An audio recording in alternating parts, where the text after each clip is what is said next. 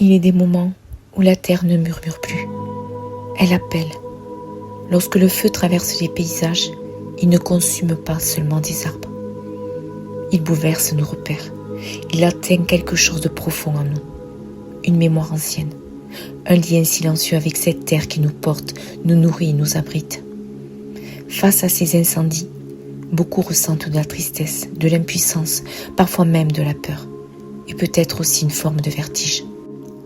Parce que ce que nous pensions solide devient soudain fragile. Parce que ce que nous regardions de loin vient toucher notre cœur de très près. Le message qui se présente aujourd'hui est un message de responsabilité. Il nous demande de ne plus vivre séparés du vivant, de ne plus considérer la nature comme un simple décor autour de nos existences. Elle est notre souffle, notre refuge, notre maison commune. Ce que la France traverse nous invite à retrouver une autre manière d'habiter le monde, avec plus d'écoute, plus de respect, plus de conscience. Il ne s'agit pas de vivre dans la peur.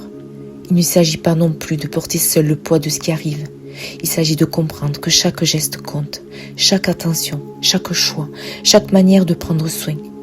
Nous sommes peut-être arrivés à un moment où certaines habitudes doivent être regardées avec honnêteté, où certaines façons de faire ne peuvent plus continuer comme avant.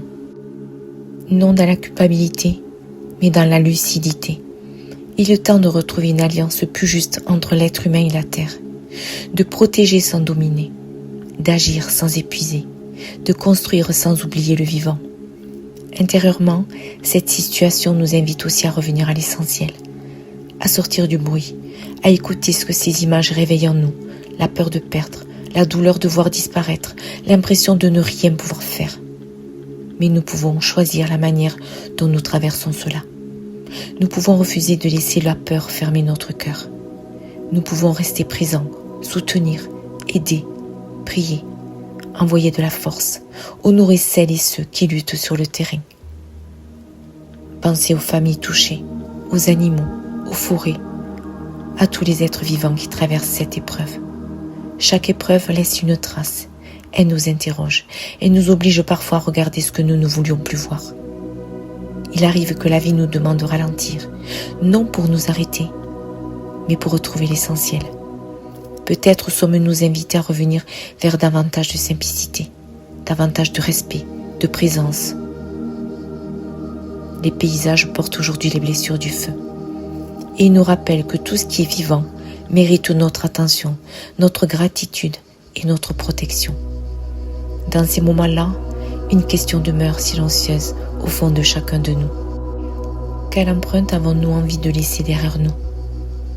Chaque réponse commence par un choix, un regard qui change, une conscience qui s'ouvre, un cœur qui décide d'aimer un peu plus le monde auquel il appartient. Alors aujourd'hui, prenons quelques instants. Respirons. Déposons notre peur. Laissons monter une intention de paix.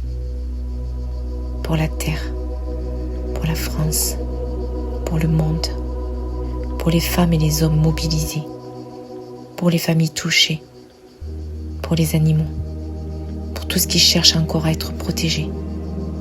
Et rappelons-nous ceci, même lorsque nous nous sentons impuissants, notre manière d'être au monde a une valeur.